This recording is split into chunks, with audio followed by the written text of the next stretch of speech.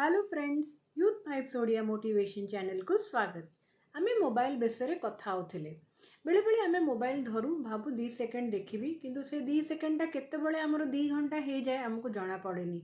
लागे कि एटा गोटे संजोग, किंतु एटा संजोग नहो, एटा होची गोटे डोपामाइन ट्रैप। जते बेले आमे गोटे नुआ वीडियो देखू बा हमर कोनोसी वीडियो को धर लाइक आसिला, आमर मस्तिष्क गोटे केमिकल रिलीज करे जहार ना होची डोपामाइन।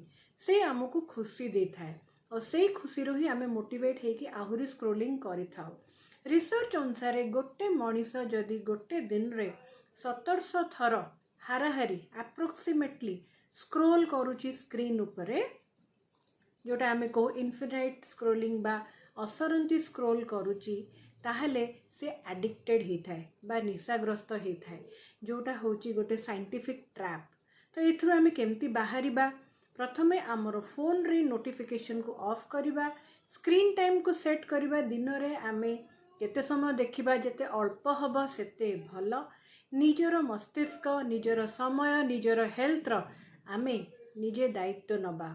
फ्रेंड्स, वीडियोटी जदि भल लागिची ताहले लाइक, शेयर और सब्सक्राइब करिवे। आमे नेक्स्ट वीडियो रे कथा बा मोबाइल आमर संपर्क उपरे केमती इफेक्ट पके थाए। धन्यवाद।